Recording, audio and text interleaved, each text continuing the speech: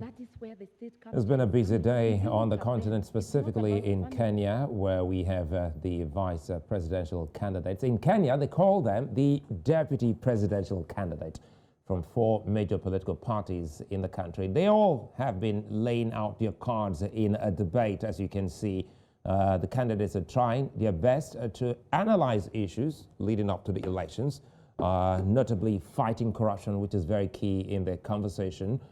Tribal choices, the politics of alliances, youth voter, another big one, and of course the issues of how the candidates can convince the locals with various economic challenges. So today on VSA, we will analyze this debate further and also talk more about the developing issues as Kenyans go to the polls on August 9 on a big day.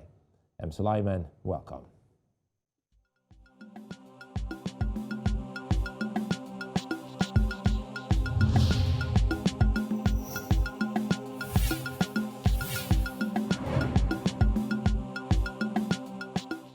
Well, not to worry if you missed out on some of the key points from the deputy presidential debates. You can get to watch catch up on our website. Kenya has entered the home stretch, that is, of the 2022 electoral season, building on the lessons of past elections. Now, typical of the Kenyan political space, issues of loyalty, tribal leanings, expectations of the people, and familial heritage are all in the debate ahead of one of Africa's biggest elections of the year.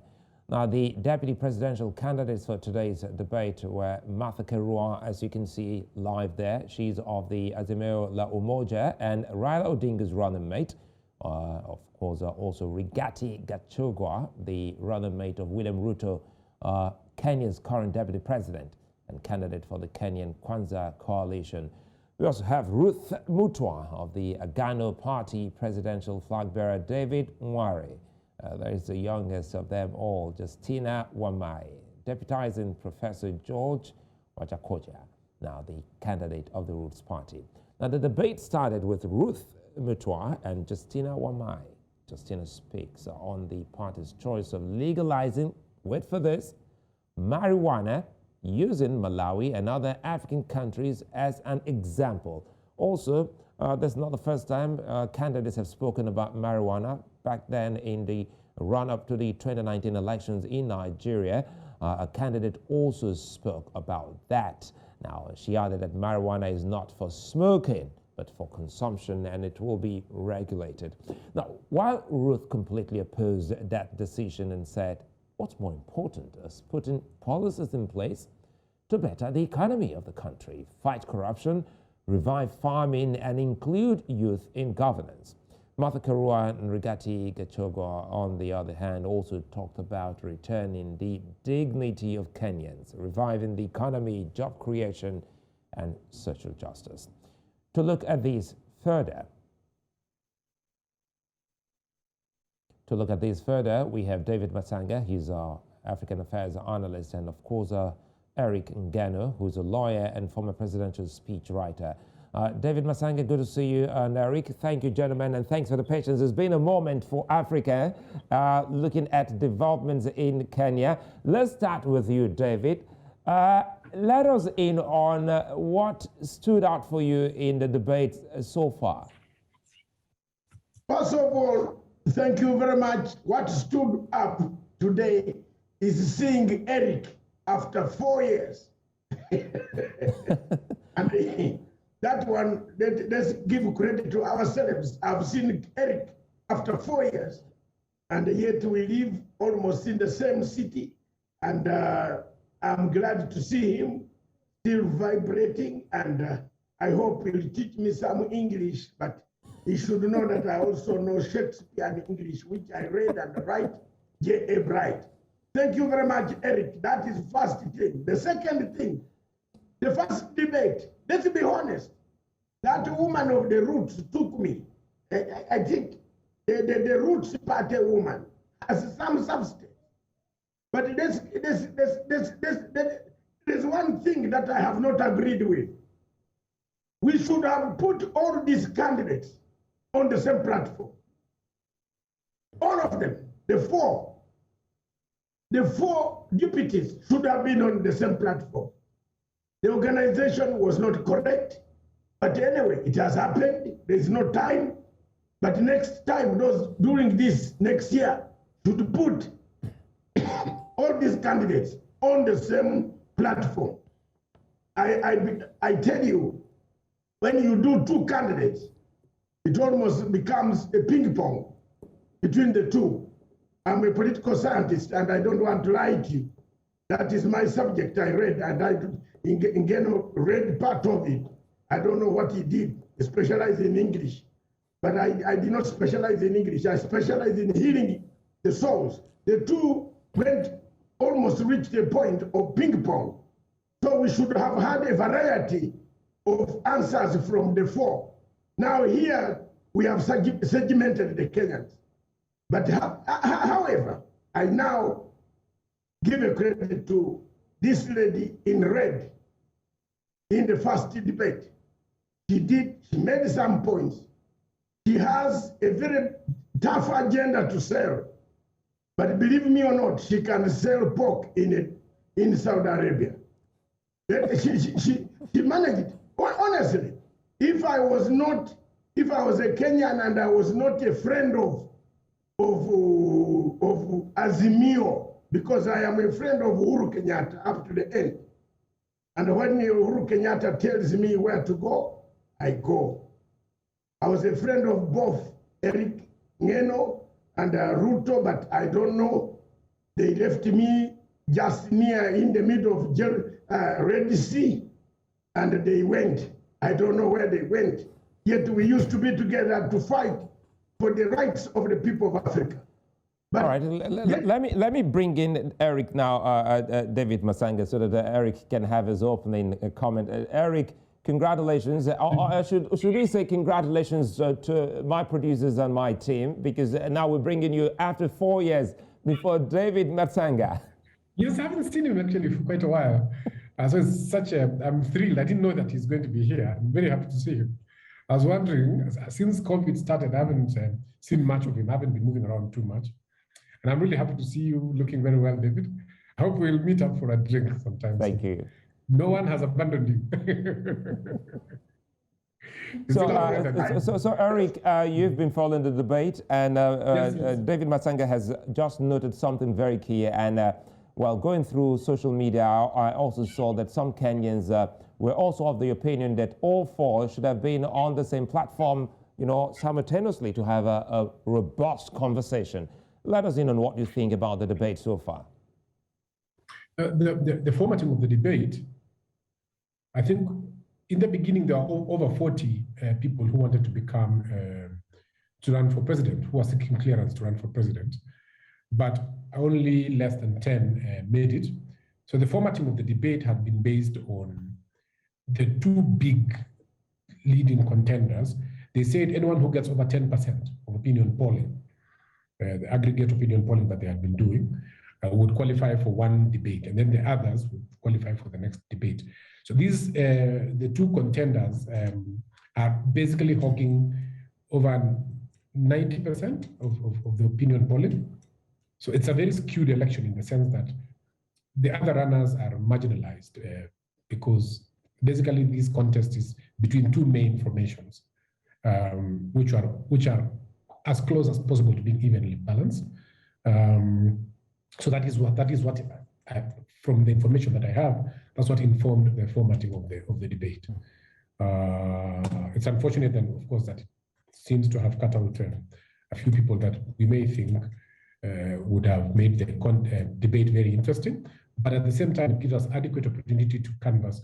Previous debates have been very cursory in the sense that too many people on the stage, and then we can't canvass any issue adequately or to any reliable level of intensity. So this one is good because it gives the candidates the opportunity to really speak out, and it gives the audience, the people, everybody else, the opportunity to really explore issues in a much deeper. And so there are pros and cons, yeah. Well, Eric, I think Points noted. Let me bring back David, because this question will go to both of you, but let's allow David Matsanga to have a go at this. Looking at the candidates all agreeing on corruption being a major problem in Kenya, that's amazing. David, help us here. How can this be reduced at least, if not eradicated, listening to these candidates? First of all, I want to quote this woman in the red. You know that everybody in Africa quotes the Prime Minister of Singapore. And they said, Singapore was this, Singapore was this. Singapore had no money. Singapore borrowed the money from Kenya. Malaysia borrowed the money from Kenya. But I want to tell you that when Singapore borrowed that money and went back to plant the money into the people of Singapore, believe me or not, my brother, they never wanted any single penny to be eaten through corruption. So for corruption to end in Kenya, there must be a deterrent, something that will deter the citizens not to touch the money. The Prime Minister of Singapore killed people. He shot people. He put them on the firing squad. He locked up his own brother. I think you know the story very, very well, Sulaiman. He locked up his own brother in jail for life. And threw the keys and said, he will educate the children. If I'm gone, I'm dead, somebody will release you from prison, but the children will go on studying. Corruption in Singapore, today it gives us money. So you must bring a deterrent. This lady of the Roots Party came closer, but her deterrent is very frightening. When she said they will hunger people. You see, the problem of Africa is people fear, but when they are stealing, they don't fear. But when they are going to be jailed, they fear, they cry. There must be a deterrent. And one of the deterrents is to bring punitive laws, very punitive laws. That once you are caught, David Matsanga, give me a minute here. David Matsanga, let's go back, because now we're talking about the deputy presidential candidate of the Roots Party. Let's go back to recap what you said. Kenyans have this attitude: when you do wrong, you run to court and your money will be used to sanitize you. And that is why, as the Roots Party, we are saying that if you're corrupt, if you're not doing the right thing, because integrity is focusing on your conscience, do the right thing irrespective of circumstances. So even those in the judicial system who are rotten, they are going to be subjected to what Roots Party is saying, hanging, because you're the ones who are impeding how the aspirations of Kenyans, when they're looking out for leaders who relate to their challenges, and not just leaders, but leaders who are within the Chapter 6 of the Constitution. Mm-hmm. So integrity is very key. Ngeno Party has a covenant with Kenyans to abide to the constitutional law. And we say, if you do not follow the law will follow you. For us, nobody is above the law. If you have been in corruption, you will face the law. So David and Eric, you say Justina blames the judiciary on the rule of law, and she as you rightly said, David, she proposes the death penalty by hanging. Yes, and there is nothing wrong with that. And Ngeno will agree with me that when people are dying of cylinders missing in hospitals, there was a COVID-19 here. So many rich people, some of them who have been involved in so many deals, corrupt deals, went to hospitals and they were looking for gas cylinder, oxygen cylinders. Corruption kills a country. Therefore, if there is someone who can do in an organized way, not the way that Justina is saying, hang, we have to educate people on how they will be hanged. We have to be very careful and say, that's how you will be hanged if you touch this money. In the UK, for example, United Kingdom, the people who printed ballot papers in 2013 have served their jail sentence And the one in Kenya who was paid the kickback is still walking on the streets of Nairobi. Can you believe that? And yet he was indicted by the United Kingdom court. Mr. Smith has served his sentence. He lost his houses. His houses, his businesses, and everything went. So let's bring in deterrent measures that can stop corruption, whichever side you want. Let's hear from Eric now, David. Eric, what do you have to say about the interesting proposition of the Roots Party, especially in the fight against corruption? Obviously, first of all, corruption is very topical, it's very pertinent, it's a pressing issue. There's a lot of difference about how then do we go about reducing corruption in promoting integrity in public affairs. It's been costed that we lose up to nearly $1 billion shillings, $1 trillion shillings every year to corruption, because it's been estimated that we aggregate lose about 2 billion shillings a day.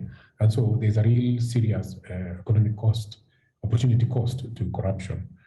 But so therefore the approaches that we have been trying to use to fight corruption, some of them include deterrence, policing, crackdowns on individual behavior, trying to adjust people's behavior by, our legal framework right now is replete with penalties, with sanctions, with all sorts of requirements, but it doesn't seem to be getting to grips with corruption itself. And the Kenya Kwanza government, if you heard in the debate, we are promoting an approach where we say the reason why we have corruption is conflict of interest between the people who are governing and the public purse. Similarly, in the fight against corruption, if we make it an executive affair and the executive is led by politicians, the temptation by politicians, the perverse incentive to use anti-corruption to fix your political opponents, to advance your politics, is very high. We've seen it in all manner of countries, in the West and in Africa as well. It is easy to find a reason to pursue and to hound your political opponents. It's very advantageous as well. But it can bring a country to ruin, because if you're not in power, you tend to get a bit desperate. And so the stakes in a country reach a position where the political equilibrium becomes unsustainable and then we all collapse. We think that in Kenya Kwanza, the approach we should take is that the Constitution has independent institutions whose job is supposed to ensure integrity, to promote national cohesion, to make sure that audit and exchequer is shipshape, to make sure that we fight corruption, to make sure that leaders have integrity. So all those institutions are there, the prosecution, the investigation, the anti-corruption, all of those are independent institutions. So we think a responsible government in fighting corruption should then empower those institutions and free them from the influence of executive and legislative control. If we do that and everybody has confidence in these institutions, then the politics of anti-corruption will stop then holding the country to a ransom. Right now, we are actually held hostage by the politics of anti-corruption. If you fight me, are you fighting me because of my politics, or are you fighting me because of corruption? If somebody alleges that you're fighting me because I'm from the wrong tribe or I practice the wrong politics, it becomes a problem already. The war against corruption loses its integrity and becomes also contested in itself. That's what we've been having. And you hear the people when they were forming the coalitions that came up to these elections, a lot of people were threatened with prosecution if they don't support a particular political coalition. And so people had to choose between their political interests and their private affairs, and also being on the safe side of the institutions that were felt had been captured. That's why the whole theme of state capture has become very, very powerful, because even institutions that are supposed to be independent, they have been captured through budgetary controls. Let me jump in here, Eric, if you don't mind, before we go to David, because looking at this election will be the 5th for Kenya since the country returned to multi-party system in 1991. Yes. Going by what we've seen so far, do you think that both Odinga and Ruto have a chance of witnessing what many would call the third force? Because they have a great following, no doubt, but listening to these people, We've just had Roots Party, and we've also had another political party. Is there perchance Kenyans gifted a third force in the coming elections, Eric? One of the things that you can never predict for sure what might happen, but we have only 20 days to go. That's a bit close. That's a bit close for Hail Mary developments to transpire. It will take a very tremendous event to change the way the thing is configured right now. I think over the years we've seen a gradual evolution towards two big horses and also minor players. A dark horse would have to have coalesced, would have to have crystallized much earlier than this moment that we're at right now. The ballots are being prepared as we speak right now. Right now, we're at the position where we are preparing the logistics for the election day, get out the vote, vote protection. It is hard, and there are very few people who have not made up their mind about how they're going to vote. It is very difficult environment for a third horse to emerge right now. It's quite difficult. Perhaps if we spoke earlier, much earlier in the year, and somebody worked much harder. But at the moment, we're going as it is, unless, yeah. Okay, let's hear David on this. David Matsanga, the numbers leading to the elections have thrown up suggestions of a possible runoff. What's the possibility, David? I think you have to unmute your mic. Thank you very much for that question. I am a student and a lecturer on opinion polls. I taught Professor Kagwanja how to do opinion polls. He didn't know. And if he's watching our program, he better say thank you to Dr. Matsanga. And as a student and a man who knows opinion polls, I want to categorically and now stand here, and I want you to call me back on around 12 of August. This election will be won at 54 minus 2 or plus 2. If the weather does not become very bad, as I tell you right now, Sulaiman, Nairobi is very cold, it's worse than London. Because the weather of London, it is snow.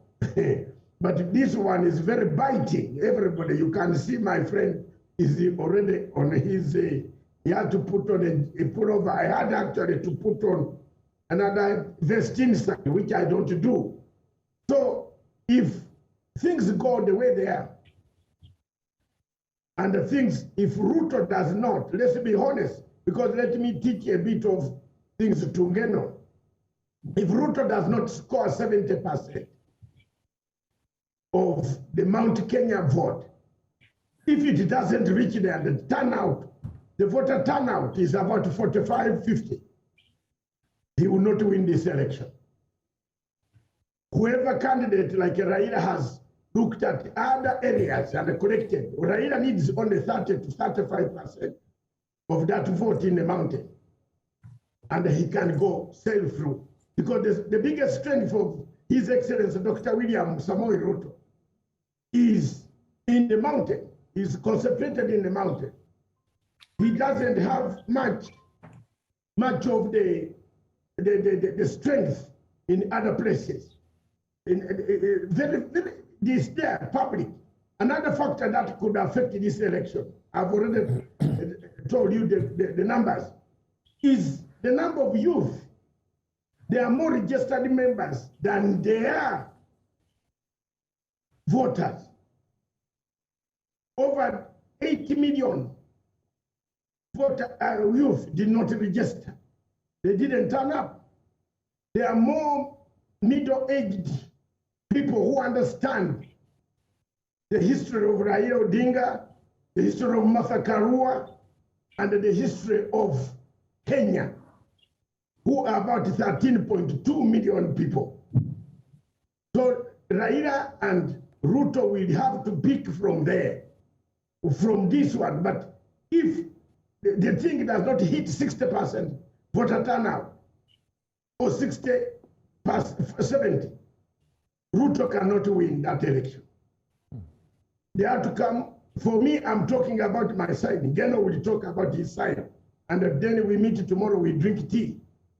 But mine is 50. I'm working around 54 minus 2 plus 2. The worst comes 52. We settle down and we go home. The runoff is not likely. Okay, a runoff is not likely. It's not likely. There is one problem which Ngeno will address. He's a lawyer. The entire process, election is not a one-day event.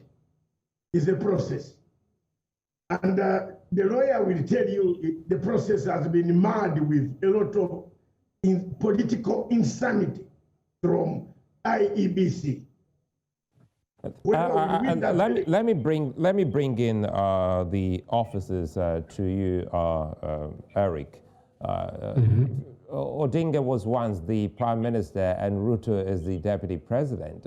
Based on experience, how do these offices or these terms in office help these candidates?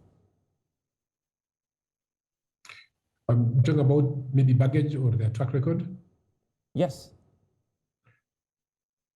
Well, there has been a lot of contest. There's been a lot of contest about what one should probably claim and, display to the world as their legacy, as their achievement, as their track record. But there is no doubt that Raila Odinga has served as Prime Minister of the country, and that during the term of the Grand Coalition government, a number of things were accomplished, up to and including the moment when we had a new constitution, a referendum, a successful constitution that finally brought the new constitution. Both William Ruto and Raila Odinga served in the Grand Coalition government, although William Ruto exited much earlier. In the current configuration, William Ruto has served as deputy president for 9 years, and Raila Odinga has sort of found his way into government through the handshake and has been there for about the entirety of the second term of Uhuru Kenyatta. Both gentlemen are very competitive politically. Both of them have very strong ideas of what they have done. And both of them have something here or there that they can put in paper and say, I accomplished this, or at least I led to the team that accomplished this, or I spearheaded this accomplishment. And so both of them have both positive and negative legacies, at least perceptually, in terms of their record in office. William Ruto, obviously, in the proper executive, probably now has a small edge over Raila Odinga in the sense that he has served as deputy president for a decade. He served as a minister with Raila Odinga, both under Nyayo Moi and under Mwai Kibaki. And both of them have been in parliament. I would say experience-wise, both of them come to town with substantial executive experience. Both of them come to town with for strong mobilization skills. Raila Odinga is, of course, is now 77 years old. William Ruto, politically speaking, is at the prime of his age, and you can see that from the way he's mobilizing tirelessly. Raila Odinga now is sort of an elder politically. And so all those things will be brought to bear. And you can see the energies of the campaign are beginning to reflect the footprint, the fingerprints even of each of these people, the character, the biographical signatures. And you can see that William Ruto is still able to look ahead and see a future that he can fashion to the advantage of his politics and to the advantage of Kenyans. Raila Odinga is beginning to look more and more backwards in the past and reminisce about conquests and Auld Lang Syne, all those beautiful things that happened in those days that have long gone by. So we're beginning to see gradually the energy of a person who's winding down his political career, who's literally headed towards maturity, old age. William Ruto is still hanging in there. I mean, he's still punching, he's still moving, he's still running, he's still got it. Politically speaking, like I said, it's just almost at the prime at the moment when the season of the rising sun. So it's a very interesting contest, but by and large, the political CVs then are almost matched evenly. Let me bring in David Matsanga here. Now, if there's any country Nigeria is looking at the moment, David, it's Kenya. Just like Kenya, I mean, just like Nigeria, I beg to say, Kenya has a massive youth population. So what's the mood like amongst this important demographic, David? To be very honest, Eric will tell you, this election has got lukewarm approach. Personally, for me, Dr. Matsanga, if I were a lawyer like Eric, I would have gone to court and tied myself on the court doors and asked the whole world to take pictures. That honestly, I'm an activist. You saw me how I disturbed the ICC until I defeated them. Single-handedly. I would not have allowed Chebukati to touch my vote if I were Kenyan. And unfortunately, I am Paul preaching as a Gentile preaching to the Jews. But I want to tell you, Chebukati has mishandled this election. Ruto and Raila, I don't know why they are not this time very watchful. They are not watchful on the process. It was the process in 2017 that led to our cancellation, the cancellation of the vote. We lost an election because of the process. We had invested a lot of money, but the process was wrong. And the judges just stuck on that and nullified the election. As we speak now, the courts have cleared some candidates to be put on ballot. As we speak now, yesterday the court cleared. So not everybody in Kenya, not very many people. And by the way, Sulaiman and Eric, that could cause voter apathy. It could bring a lot of voter apathy, especially in the mountains and where you don't have Uhuru Kenyatta, one of theirs as a running mate, as the front runner, the president, and we have a deputy, or we have deputies from there. If there was one from Mount Kenya who was running against anybody else as a president, the Mount Kenya would come out fully 90% to 98% to rescue their man or their woman. But I'm telling you this time, Uhuru Kenyatta is not on the ballot. It is only two of them come from there whom I have seen here. Actually, I am very disappointed. It is good you rescued me to come to this TV so that I can talk. I didn't want to listen to some of the utterances by Mr. Eric Ngeno's candidate of running mate of His Excellency, the Deputy President. The Deputy President is a man who has gone to school. He should have chosen another person who has gone to school. This guy has not gone to school. He will behave like Idi Amin. So for me, I shoot at the hip. I don't shoot a miss. Kachagwa will behave like Idi Amin, will embarrass Ruto at one time.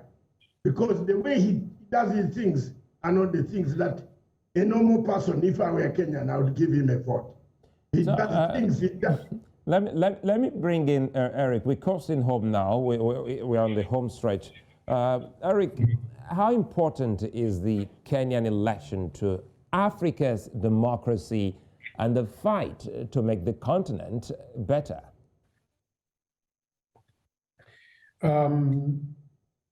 Kenya has, over the course of time, secured its place as one of the focal points of political developments in Africa, and it's been there for quite a while. Our founding leaders were very strong Pan-Africans we fought an armed struggle. We waged an armed struggle against colonialism. And afterwards, when the era of the big men in African politics was at its apogee, Kenya was one of the countries at the vanguard of the struggle for democratization, for human rights, for expansion of democratic space. And over that time, Kenya has become a very focal and vocal participant in African affairs.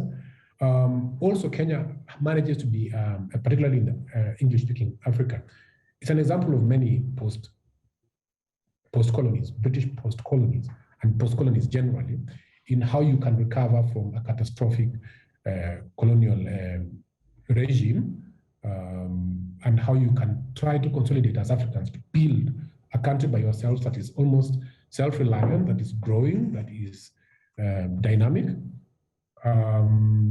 But also we have the same problems that other countries have. So I think what Africa likes to see is how Kenya is coming to grips, how Kenya is grappling with its multiple challenges: tribalism, corruption, underdevelopment, inequality, the youth population expulsion and the youth bulge, lack of strong export position, low manufacturing capacity, the uptake of technology, lack of sometimes the resources, the positive and negative dimension of resources, and especially also questions of regional inequalities. So all those things are here in Kenya in high definition, and the world is able to see because we are not very, we're very robust in how we deal with our issues. And so everybody gets to see the path that Kenya has taken, and either to avoid our mistakes or to optimize from our example. Because all the time, every time we take a step, people watch. If it's a good step, people know we're going to do that better. And if it's a bad step, they know that that's what we're going to avoid. Our elections in 2007 were catastrophic. And then afterwards, we had a referendum and we had a constitution that has continued to demonstrate its value for our economy and for our politics and for our society generally, to keep stability in a country of such spectacular diversity. And so I think Africa is trying to develop a common playbook. And Kenya, because it's not reticent, Kenya, because it's brave and it's daring and it's bold and it doesn't hold back anything. You've seen Kenyans on Twitter, Kenyans in the media, we just don't hold back. And so by that good fortune, we are able to show Africa what an African country can do if it's all right. Okay, then I think we're out of time, but I would like to have a closing moment with David, if I can do this in less than a minute.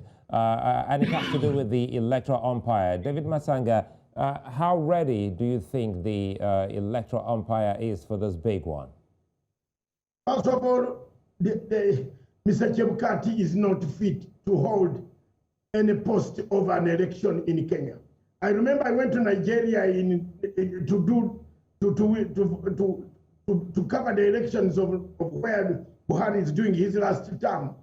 And at 5 a.m. we are already on near the polling station, and the Electoral Commission of Nigeria cancelled the elections. You remember that? It was cancelled. And we had to book our flights back. We lost money. But the truth is that the Electoral Commission of that nature in Nigeria is very good. It's better than the Electoral Commission in Kenya. There are so many problems, a return of difficulties on this journey, that one application, and I repeat, Ngeno is here as a lawyer. Whoever will come out of this election on 10th of 9th of August, one petition will nullify the entire exercise. Things have not been very good. Let's be very honest. Nobody is very, the whole thing is opaque. Therefore, today's debate, in short, it gives us a glimpse of whom to take. For me, I'll stick with Martha. She will bring discipline, and she can actually jail some people who should not be walking on the streets of Nairobi. All right, we'll stay on this matter, and I'm excited that Kenyans are speaking, Kenyans are talking across social platforms and on television, just as we've had both of you. I'd like to thank you both for being such a nice company on VSA, David Matsanga and Eric Ngeno. I'd like to see you both again, especially on D-Day. Let's have the conversation as the polls, have been, ongoing. So thank you very much, Eric, again. Yes, and David, see you again. Bye-bye. All right, have a good evening. Bye.